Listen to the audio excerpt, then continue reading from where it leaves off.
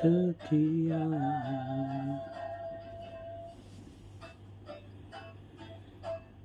Tambahlah Engkau ada, Yesus setia.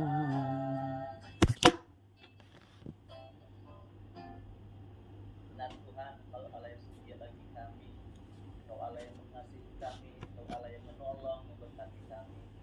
Terima kasih buat segala kasih-Mu Tuhan. Pujian kami, penyembahan kami Bapa, kami naikkan kepadamu di dalam nama Tuhan Yesus. Haleluya. Amin. Puji Tuhan, saya kembalikan. Baik, Shalom Bapak Ibu Saudara yang dikasihi Tuhan. Selamat malam. Ya, terima kasih untuk hambanya Pak Adi Gula yang sudah memimpin kita dalam puji-pujian. Karena sudah berdoa, kita tidak berdoa lagi, kita langsung. Saya akan siapkan slide-nya dulu.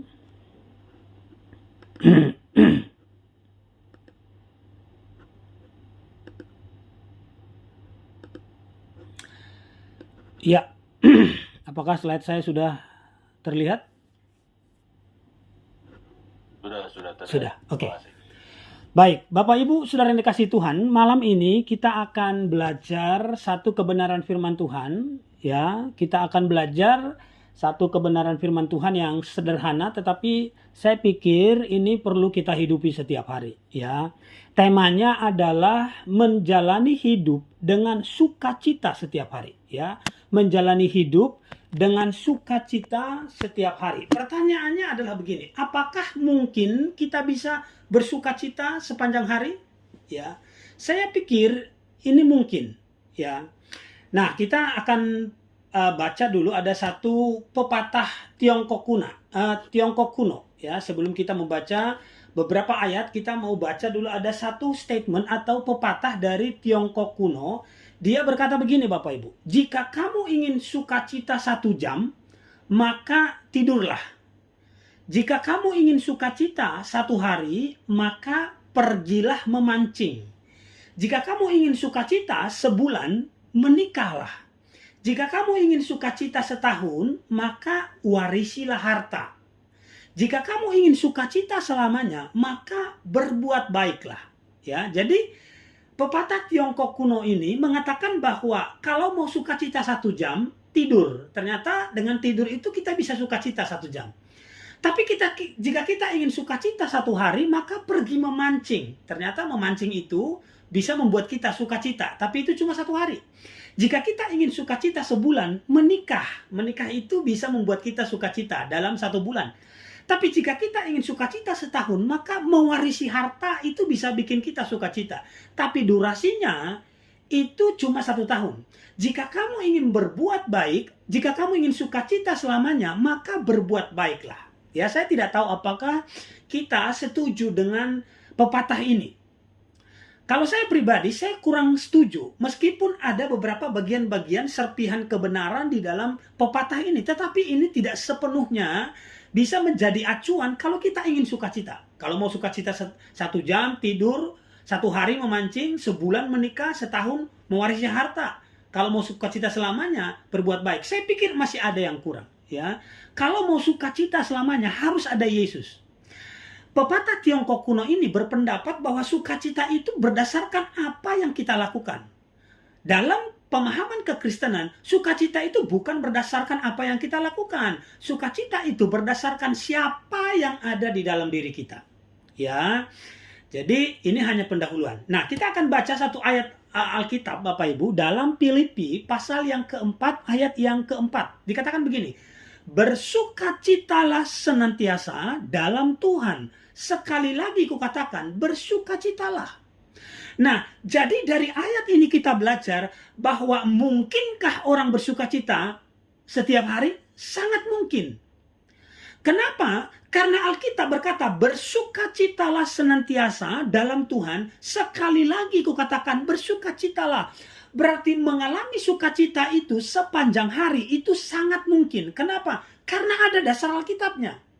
Tidak mungkin Tuhan memerintahkan kita untuk melakukan sesuatu yang tidak mungkin bisa kita lakukan. Tidak mungkin Tuhan memerintahkan kita untuk melakukan sesuatu yang tidak mungkin untuk kita lakukan. Saya kasih contoh begini Bapak Ibu. Saya sebagai seorang bapak, saya punya anak 2, saya tidak mungkin menyuruh anak saya untuk melakukan sesuatu yang tidak mungkin dia bisa lakukan. Artinya saya tahu bahwa dia bisa lakukan sehingga saya suruh dia. Nah, firman Tuhan tidak mungkin menyuruh kita untuk melakukan sesuatu yang tidak mungkin kita bisa lakukan. Jadi kalimat atau kata bersukacitalah senantiasa dalam Tuhan, senantiasa itu artinya setiap waktu, setiap hari, setiap saat, itu mungkin kita alami. Kalau Bapak Ibu baca latar belakang dari ayat ini ditulis, maka posisinya Paulus itu bukan sedang dalam keadaan baik. Dan bukan cuma Paulus, jemaat di Filipi saat itu pun bukan sedang mengalami situasi yang baik. Mereka mengalami aniaya dan penderitaan. Bagaimana mungkin dalam situasi yang runyam, bagaimana mungkin dalam situasi yang sulit, Tuhan atau Paulus, ya, Tuhan melalui Paulus menulis surat kepada jemaat di Filipi, bersukacitalah senantiasa. Ya, memang situasi yang dialami tidak baik, situasi yang terjadi tidak baik, tetapi perintah Tuhan datang di situasi yang tidak baik itu untuk bersukacitalah senantiasa. Ya, kalau kita melihat keadaan bangsa kita hari-hari ini, ya, beberapa hari yang lalu, beberapa minggu yang lalu saya menyampaikan bahwa kita sedang tidak baik-baik saja, situasinya sulit. Tetapi saya pikir di situasi yang sulit seperti ini pun firman Tuhan datang kepada kita dan jelas sekali bahwa bersukacitalah senantiasa atau bersukacitalah setiap waktu. Nah, saya akan menyampaikan 3 hal sederhana bagaimana kita bisa bersukacita setiap saat atau setiap waktu. Ya, saya akan sampaikan ada 3 hal sederhana. Yang pertama, bagaimana caranya kita bisa bersukacita setiap waktu? Yang pertama adalah bangun hubungan yang konsisten setiap hari dengan Tuhan. Ya, bangun hubungan yang konsisten setiap hari dengan Tuhan. Nah, Galatia pasal 5 ayat 22 katakan begini, tetapi buah roh ialah kasih, sukacita, damai sejahtera, kesabaran, kemurahan, kebaikan, kesetiaan. Di ayat lain dalam Roma pasal 14 ayat 17 katakan begini, sebab kerajaan Allah bukan soal makanan dan minuman, tetapi soal kebenaran, damai sejahtera, dan sukacita oleh Roh Kudus. Jadi Bapak Ibu Saudara kasih Tuhan, sukacita itu adalah produk dari hubungan kita dengan Tuhan. Saya ulang Bapak Ibu, sukacita orang percaya itu adalah produk dari hubungan kita dengan Tuhan. Jadi sukacita itu bukan reaksi positif, tapi sukacita itu adalah hasil dari hubungan kita dengan Tuhan. Ya, saya kasih contoh begini Bapak Ibu. Kalau Bapak Ibu mengikuti bahwa Pepsi itu sudah tidak ada di Indonesia. Pepsi itu terakhir ada di tahun 2019. Kenapa Pepsi sudah tidak ada di Indonesia? Pepsi itu sebuah produk minuman. Kenapa Pepsi sudah tidak ada di Indonesia? Karena pabriknya tutup. Jadi Pepsi kemanapun Bapak Ibu cari di Indonesia tidak akan pernah ketemu. Kenapa? Karena pabriknya sudah tutup. Begitu pabriknya tutup, maka produknya pasti tidak ada. Nah, saya katakan tadi Bapak Ibu bahwa sukacita itu adalah produk dari hubungan kita dengan Tuhan. Maka pabriknya adalah hubungan kita dengan Tuhan. Jadi sukacita hanya akan kita alami kalau pabriknya hidup. Kalau Bapak Ibu tanya, bagaimana caranya supaya Pepsi kembali ada di Indonesia? Ya gampang, hidupkan pabriknya. Begitu pabriknya hidup, maka produknya pasti ada. Sukacita itu adalah produk dari hubungan kita dengan Tuhan. Jadi setiap kali saudara membangun hubungan dengan Tuhan lewat doa, lewat baca Alkitab, maka di sanalah kita memproduksi yang namanya sukacita. Jadi sukacita itu bukan karena reaksi positif, tapi itu adalah hasil dari hubungan kita dengan Tuhan. Semakin kita membangun hubungan dengan Tuhan, semakin kita melihat ada sukacita dalam hidup kita. Makanya Bapak Ibu Saudara kasih Tuhan, kalau hari ini kita tidak mengalami sukacita, pertanyaannya adalah pabriknya masih hidup nggak? Pabriknya tutup barangkali. Kenapa kita hari-hari melewati dengan tidak mengalami sukacita? Jawabannya sederhana, karena seringkali pabriknya tutup. Seringkali kita tidak membangun pabriknya. Jadi sukacita itu bukan reaksi positif, tapi sukacita itu adalah hasil atau produk dari hubungan kita dengan Tuhan. Kalau kita mau mengalami sukacita setiap hari, bangun hubungan dengan Tuhan setiap hari. Secara konsisten. Jangan kadang buka, ya, kadang pabriknya tutup, kadang buka, kadang pabriknya tutup, kadang pabriknya hidup, kadang mati, kadang hidup, kadang mati. Sehingga apa? Sukacita kita itu nggak konsisten tiap hari. Kalau hubungan kita dengan Tuhan konsisten tiap hari, maka percayalah, ya, sukacita kita pun akan konsisten tiap hari.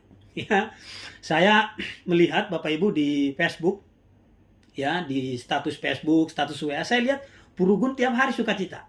Ya, kenapa bisa tiap hari sukacita, ya? Burugun tuh, ya, ada ketemu orang sukacita, saya lihat sukacita. Kita senang melihat, karena tiap hari sukacita. Saya percaya Burugun punya pabriknya itu hidup terus. Dia terus membangun hubungan dengan Tuhan.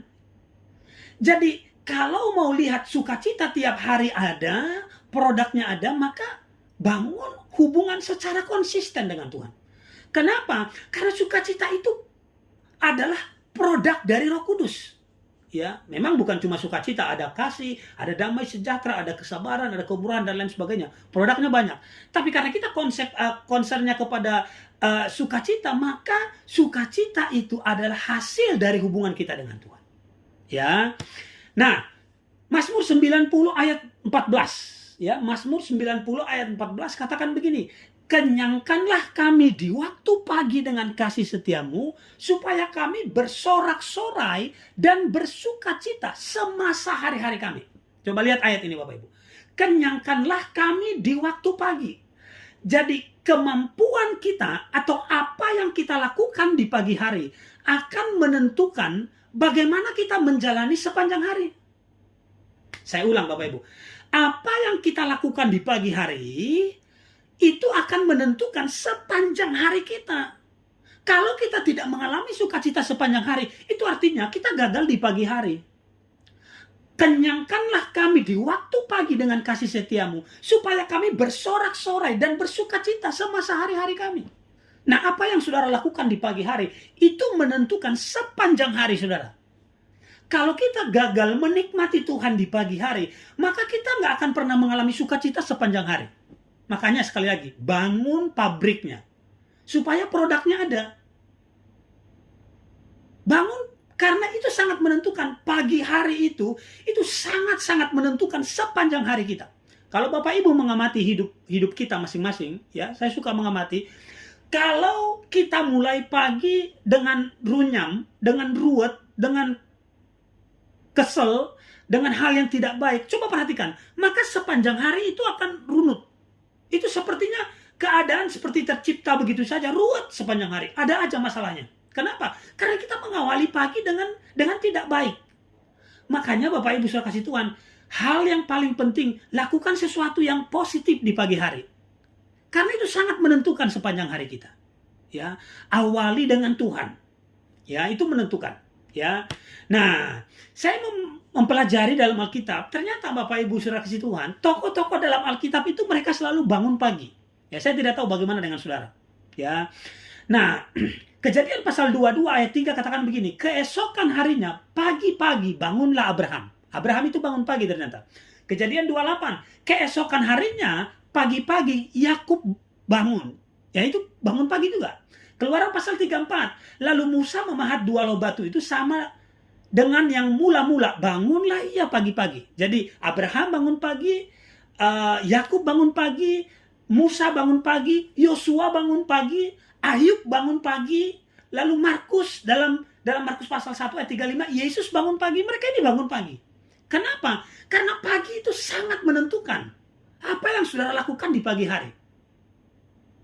Ya, saya ada menampilkan gambar di situ orang sebelum bekerja, kita juga biasa begitu. Kalau kita belum bekerja, sebelum mengerjakan banyak hal, biasanya kita panggil anak buah dulu.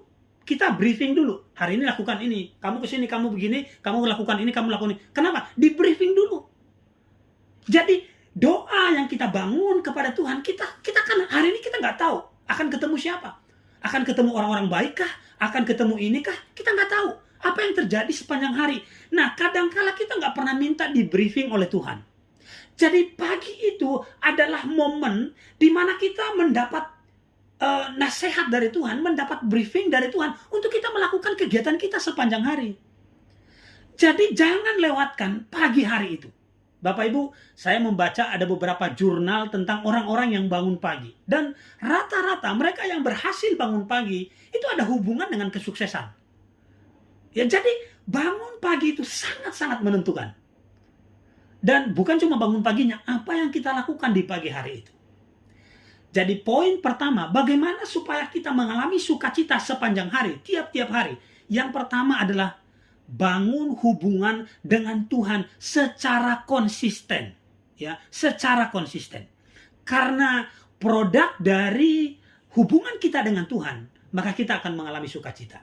Ya, itu poin pertama. Lalu poin yang kedua, bagaimana caranya kita mengalami sukacita senantiasa? Yang kedua, ternyata kita harus menyadari bahwa sumber sukacita itu cuma satu. Sumber sukacita Tuhan, tapi saluran sukacita kita itu ada banyak. Nah, ini perlu dijelaskan sedikit. Jadi begini Bapak Ibu. Di rumah saya ini, di tempat tinggal saya ini, ada 5 jendela. Ya, ada 3 di ruang tengah, lalu ada 1 di kamar, 1 di kamar mandi. Ada 5 jendela di sini. Ada 5 jendela. Bapak Ibu, jendela itu adalah saluran di mana cahaya bisa masuk ke dalam rumah kami. Tapi sumber cahaya itu cuma satu.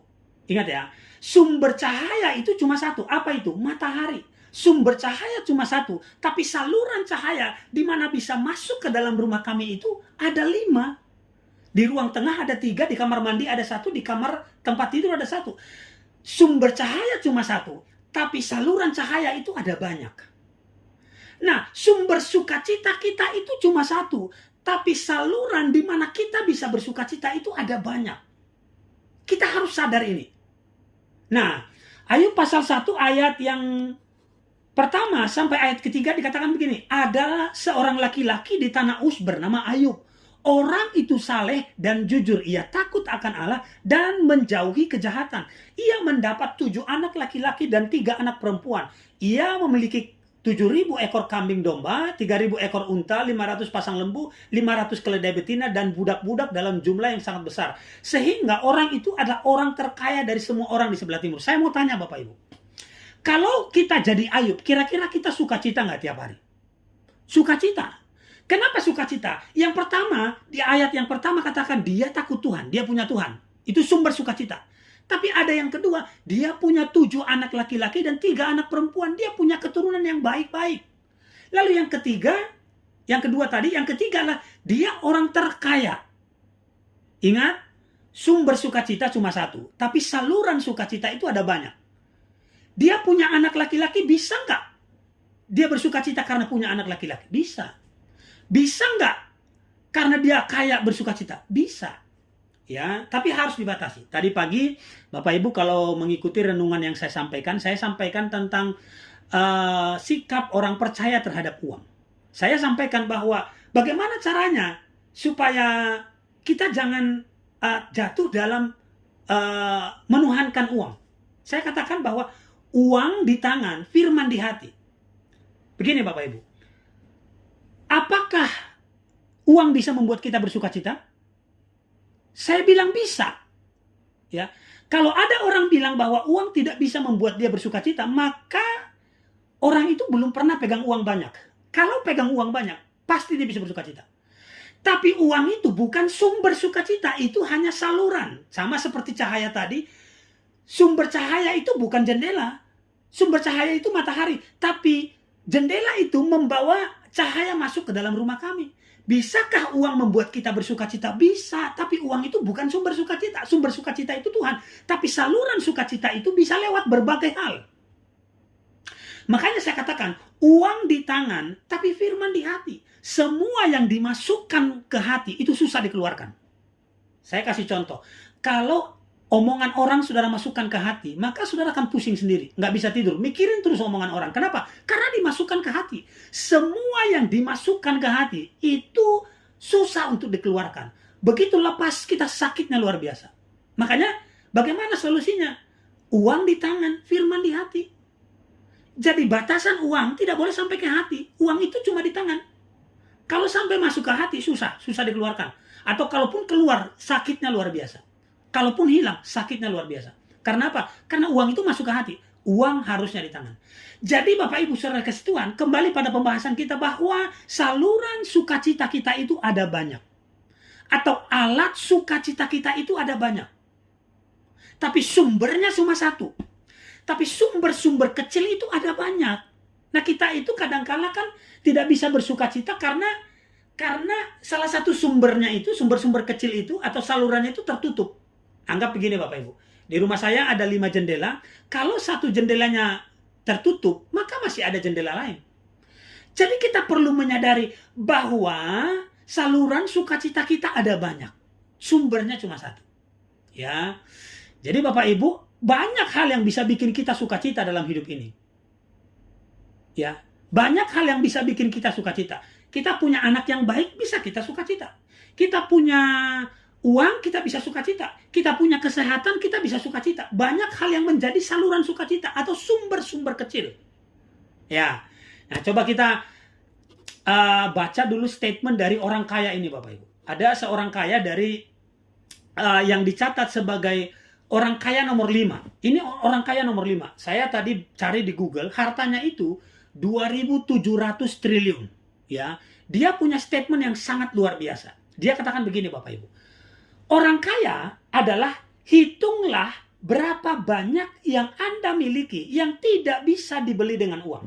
Jadi menurut Warren Buffett ini, orang kaya itu coba hitung berapa banyak yang Anda miliki yang tidak bisa dibeli dengan uang.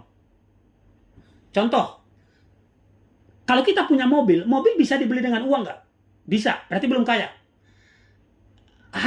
Rumah bisa dibeli dengan uang nggak? Bisa, berarti belum kaya. Tapi kesehatan bisa dibeli dengan uang nggak? Nggak bisa. Berarti kita kaya. Keluarga yang harmonis bisa dibeli dengan uang nggak? Nggak bisa. Berarti kita kaya. Semakin banyak yang kita miliki yang tidak bisa dibeli dengan uang, semakin kita kaya. Itu pendapat dari Warren Buffett, Bapak Ibu.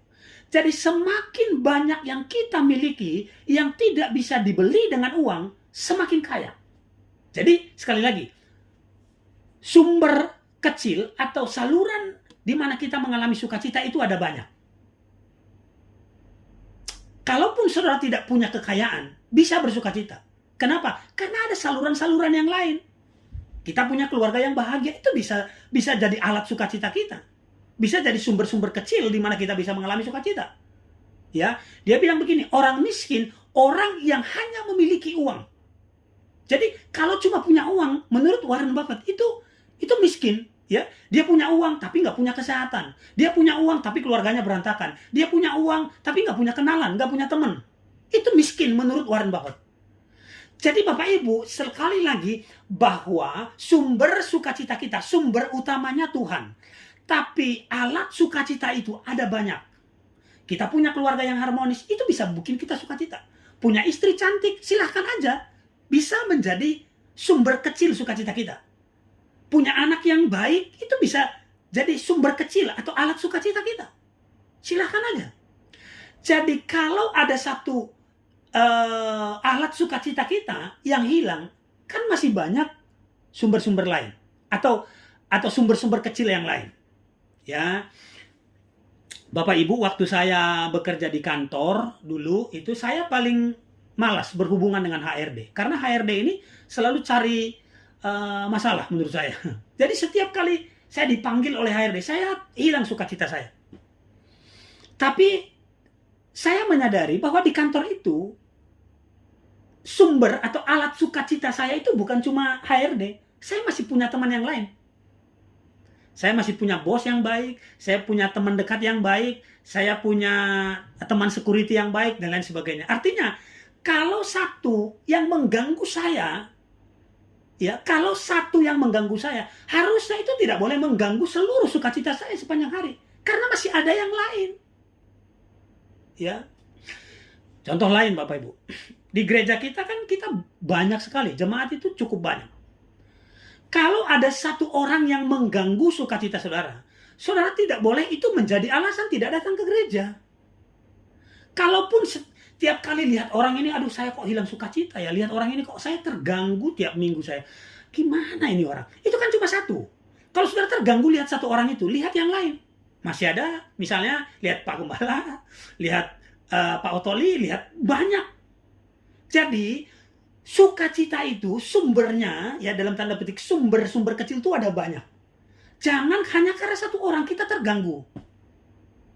Ya, di kantor begitu, di pekerjaan kita begitu, di pelayanan begitu. Dalam hidup ini jangan hanya karena masalah sedikit, ya, masih banyak sumber-sumber kecil yang lain. Lihat ke sana supaya kita sukacita.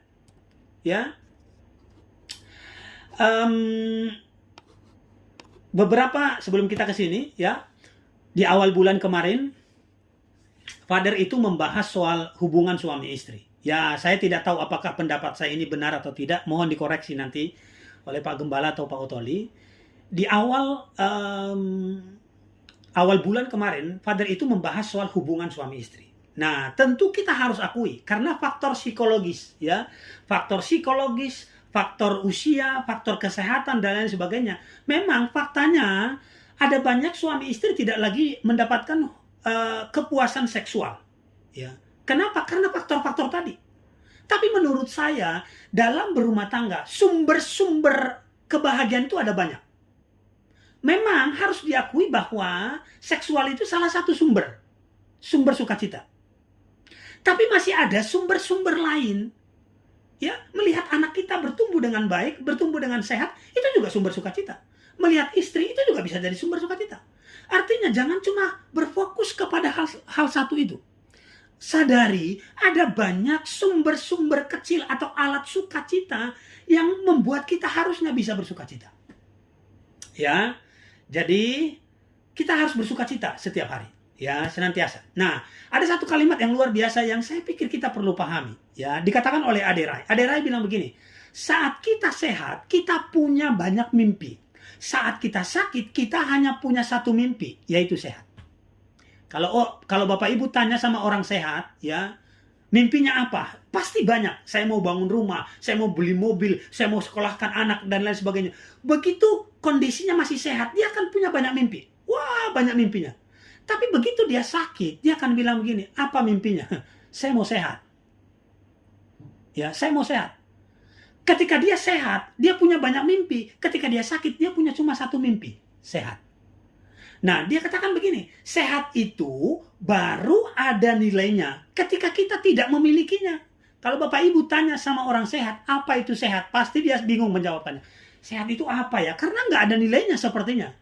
Tapi begitu dia sakit masuk di ICU, dan dokter bilang hands up, tidak bisa lagi tolong dia, pasti dia bilang, waduh sehat itu berharga sekali, mahal sekali, mahal bernilai sekali. Artinya, kalaupun kita sehat sampai hari ini, itu bernilai besar. Jadi sekali lagi, uang kita mungkin pas-pasan, masih bisa bersukacita nggak? Masih, kita masih sehat. Ada banyak sumber-sumber kecil di mana kita bisa mengalami sukacita. Kita sehat itu bisa jadi alat sukacita kita. Kita masih sehat sampai hari ini. Jadi banyak alasan kita untuk bersukacita. Kalau cuma karena satu yang mengganggu kita sepanjang hari, ingat, masih ada banyak alasannya. Kumpulkan semua alasan itu. Makanya saya bilang begini Bapak Ibu. Daftarkan semua alasan kenapa kita harus sukacita dalam hidup. Daftarkan semua. Hal kecil sekalipun. Punya istri cantik, masukkan di situ. Punya istri yang pintar masak, masukkan di situ. Semua daftar sukacita kita yang membuat kita sukacita, daftarkan semua. Semakin banyak daftarnya, semakin kita mudah bersukacita. Kalaupun cuma satu terganggu, dari semua daftar itu, ada 20 daftar sukacita kita. Kalau satu terganggu, itu harusnya tidak membuat kita tidak bersukacita. Cuma satu kok, masih ada 19 lagi. Jadi, saya percaya Bapak Ibu, malam ini kalau kita susah bersukacita sepanjang hari, coba urutkan semua, daftarkan semua. 1, 2, 3, 4, 5, semua daftarkan. Sehingga ketika satu terganggu, ya misalnya ekonominya terganggu, masih bisa sukacita, masih sehat. Kesehatan terganggu, masih bisa sukacita, masih ada ekonomi yang baik. Jadi daftar-daftar itu semua daftarkan. Semakin banyak daftarnya, semakin mudah kita bersukacita. Amin. Jadi hari ini Bapak Ibu, apapun yang kita alami, kita masih bisa sukacita. Kenapa? Karena banyak alasan kita dalam hidup ini untuk bisa mengalami sukacita. Banyak sekali. Ya, jangan remehkan hal-hal kecil. Bahkan hal-hal kecil pun bisa menjadi alasan kita untuk mengalami sukacita dari Tuhan. Ya, jadi itu poin kedua. Sumbernya cuma satu, tapi alasannya ada banyak. Oke? Nah, yang ketiga, yang terakhir, bagaimana caranya untuk kita bisa bersukacita? Yang ketiga ini adalah hindari berurusan dengan orang-orang toksik. Ya, orang-orang toksik itu artinya orang-orang yang beracun. Ini orang-orang yang membuat kita tiap kali bertemu dengan orang ini kita terganggu. Ya, ini hindari, jauhi. Ya, 2 Tawarik pasal 20 ayat 30 katakan begini, dan kerajaan Yosafat amanlah karena Allahnya mengaruniakan keamanan. Jadi lihat, Yosafat itu aman kerajaannya. Tapi lihat ayat 35, kemudian Yosafat, Raja Yehuda bersekutu dengan Ahasya. Jadi dia bersekutu dengan Raja Ahasya, ya, yang fasik perbuatannya. Jadi perbuatannya tidak benar. Apa yang terjadi? Ayat 37 katakan begini, tetapi Eliezer bin Dodawa dari Maresa bernubuat terhadap Yosafat, katanya, karena engkau bersekutu dengan Ahasya, maka Tuhan akan merobohkan pekerjaanmu. Coba lihat baik-baik Bapak Ibu. Awalnya Yosafat ini aman hidupnya, baik hidupnya. Tapi ketika dia bersekutu, membangun hubungan, membangun mitra dengan orang yang tidak tepat, orang-orang yang toksik, orang-orang yang mengganggu, yang tidak benar, maka kita berkata pekerjaannya dihancurkan, dirobohkan Tuhan. Jadi sekali lagi, kadangkala Bapak Ibu, kadangkala dalam hidup ini, kita ini, hidup kita benar, ya, kita dua hidup benar. Tapi orang-orang yang mengelilingi kita itu orang-orang yang tidak tepat. Kita harus berhati-hati menempatkan orang-orang yang ada di sekeliling kita. Jangan sampai orang-orang ini justru menggerus sukacita kita, menghancurkan hidup kita. Ya, kalau Bapak Ibu pelajari Alkitab, maka Yesus itu tidak 12 murid itu yang selalu bersama-sama dengan dia. Tidak semua. Kalau kita baca, itu enggak semua. Tidak, hanya 3 orang. Hanya orang-orang tertentu yang mengelilingi Yesus. Saya tidak bilang bahwa kalau gitu Yesus nggak benar dong, milih-milih dong, nggak juga. Tapi Yesus tahu, hanya orang-orang ini. Yakobus, Yohanes, Petrus, hanya orang-orang ini. Nggak semua 12-nya selalu hadir, enggak. Yesus itu menempatkan orang-orang tertentu di lingkaran pertamanya. Ya, di ringnya maksudnya. Jadi, dalam dunia pekerjaan kita pun berhati-hati dengan ini. Ada banyak orang-orang toksik ya di luaran saya.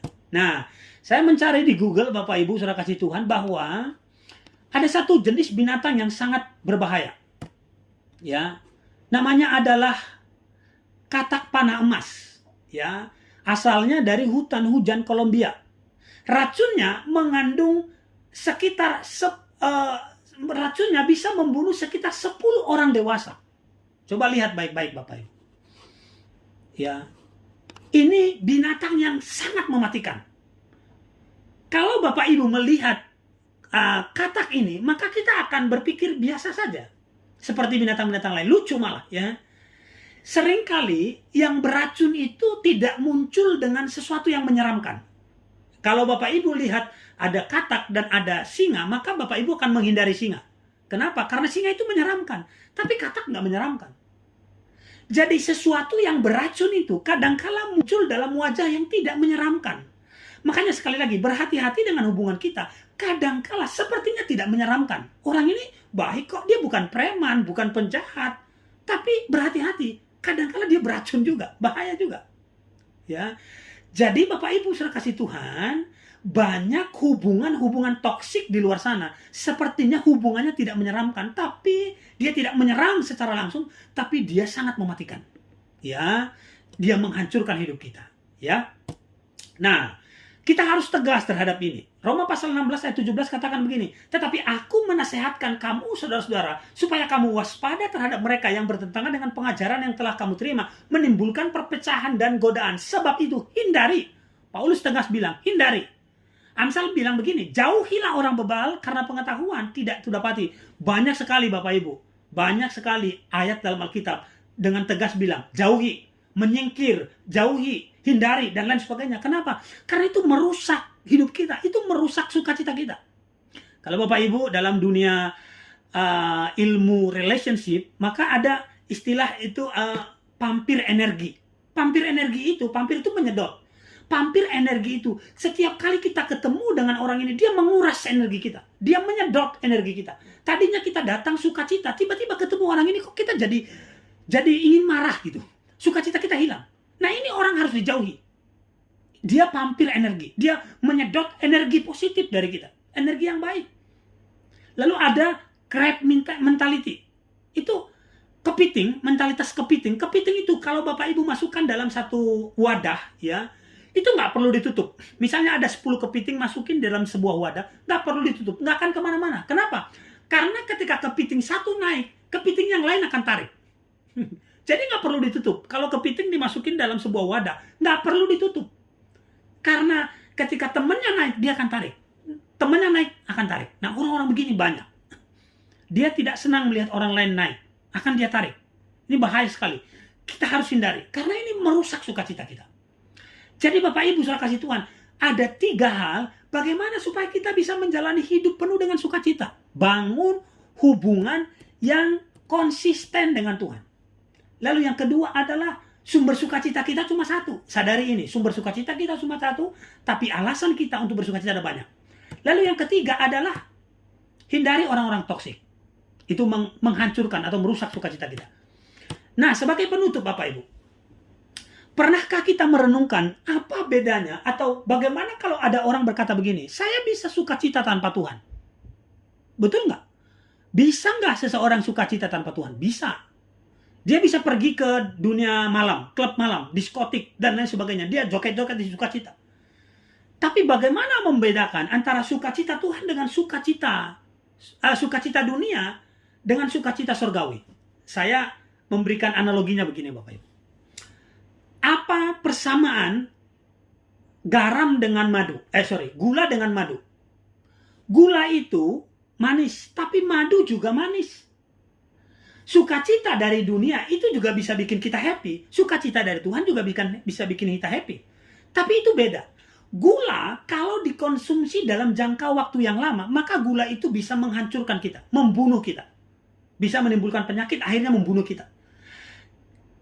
Tetapi madu kalau dikonsumsi dengan aturan yang tepat, kalau dikonsumsi dengan takaran yang tepat, justru dikonsumsi dalam jangka yang panjang, justru menyembuhkan dan menyehatkan kita. Sama-sama manis. Gula itu manis, madu juga manis.